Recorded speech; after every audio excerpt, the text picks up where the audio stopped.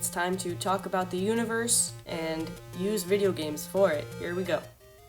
So we're going to be talking about consciousness, light, frequency, and how it relates to our minds as well as the rest of the universe. So first, we have to talk about how we experience reality. So here we have a room, and we experience reality, and we're going to perceive it as this TV. We perceive things around us, and that's what makes our reality real. And if you're wondering where does that take place, we're in the universe, so the room is the universe. So we're plugged into the universe and experiencing reality. So from there, we're going to make another jump and say that these different consoles are ways to experience realities, and they're different realities. They plug into the same reality, they take place in the same universe, but they're all different, they all have limitations, and they all have frameworks that we can kind of discuss and explore.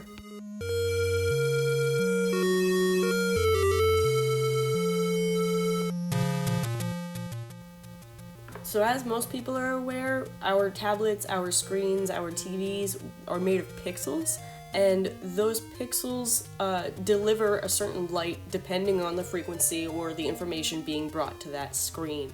So while we see a character, it really is just frequencies of light making shapes, making colors, and making characters.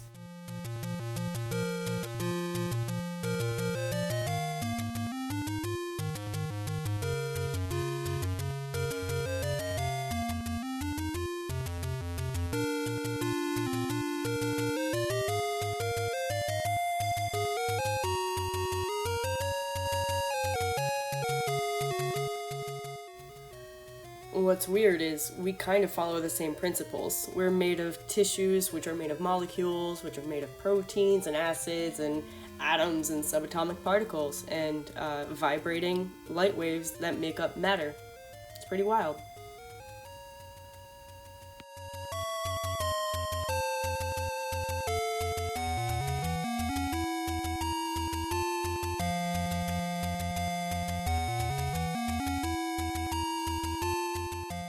So all matter that we are able to perceive is vibrating particles and waves of light. And we're just going to leave it at that, keep it simple, so we can dive into the next part. And here we go.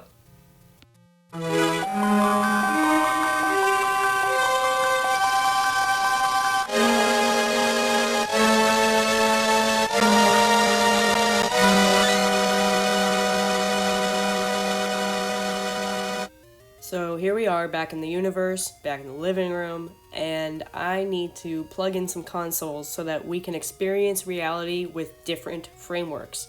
In this, we can use the parallels of these different consoles to represent different dimensions or densities or realities or consciousness. So if we look at different densities of consciousness, we can align it with like 1, 2, 3, 4D for this example. And 8-bit Zelda is a great game, but you'll notice that there are limitations. There's limitations in the shape, there's limitations in the color, there's a limitation at how much information 8-bit can be processed at once. And so if we use this parallel of the 8-bit NES game into densities and consciousness, it would be the 1D, which contains everything that makes our reality. It is the elements, it is the materials, it is still, part of our world, still vibrating frequencies of light, still there, but not sentient, not living in the way that we consider life to exist. Because of this, technically, the 1D should be an unplugged Nintendo system because it has all the materials but isn't living. We aren't going to go that literal, but just so you know. As we progress and get a larger processor, aka the 16-bit or the Super Nintendo, that will broaden our capability. We now have more controls, we have more options to put information in, we have more colors, we have more ability to expand our world, our reality. And it's the same exact thing with consciousness. So in 16-bit, we would have 2D. Now we do have consciousness, we have life. And this would be what we consider to be the plant and animal world. This level of consciousness kind of implies awareness, where rocks and dirt are not aware, plants and animals are aware that they are alive. They have needs, they have desires, and if you want to argue against plants having consciousness, I suggest you do research, but this is this level. And when we go up and process again into another level of dimension, density, and consciousness, then we get the 3D. And now that we have our 64-bit processor, we have dimension to our world. We exist in 3D the same way we exist in 3D in our density. So we have a vast jump in what we can do, in what we can perceive, in what we are. We have, for the first time, a sense of I, a sense of right and wrong, the sense of free will. And this is a huge part of our existence, but also the part of every video game, the part of every mission, the part of every story, the part of every journey. We are individual, and this is the first point in consciousness in which individuality, free will, and choice comes into our life. In a lot of secret teachings, this level of third density is the intersection in which thought and consciousness meets form and matter. And what that means is, just like we were talking about how information creates an image, we are able to turn thought into a physical manifestation of our reality. So when you hear really optimistic people saying, like, manifest reality, turn your life into your dreams, and, like, everything is made of light and you can do anything, this is what they're talking about. This is about directing your energy, your focus, your time into a physical manifestation that you can reach by being aware of your actions and your information that you're putting into your console, aka your life, in our universe. So if we exist at third density consciousness and our third density material world where form meets thought, then why do we care about 4D? What is it and how can we know about it? This is the interesting thing about it, is because we kind of can't. The same way that 8-bit Link, if you plug in an N64 controller or try to jam it into an NES system, it's not going to do anything. The information processed at a higher consciousness needs a processor that can handle it. And so what we're going to kind of consider this 64-bit processor to be for the 4D is the internet. The internet is a network in which obviously we can connect to everyone. And this in the real world is the quantum world. We don't really understand a lot of it, but what we consider to be true about quantum mathematics is that it is outside space and time. It is every single thing that has ever taken place still exists in this realm.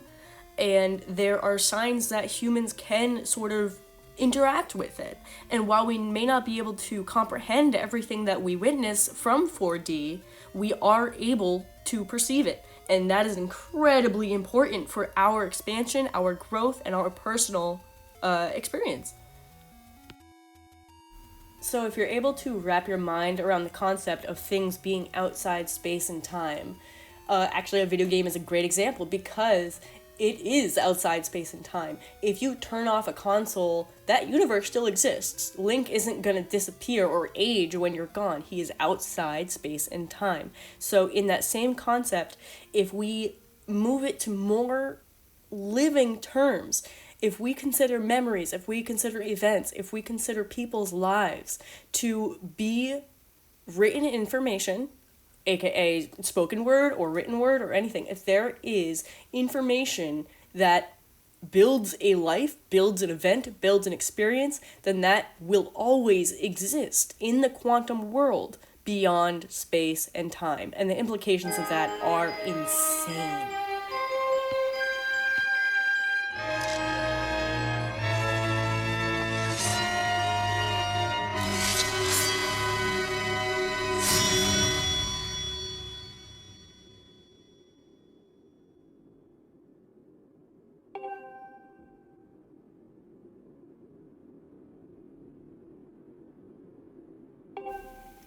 I would love to do a deep dive on exactly what those quantum properties might imply for our existence, but for now I'm going to stop it there and let you chew on what we've learned, and please let me know if I should clarify anything or if this was clear for you. Thank you.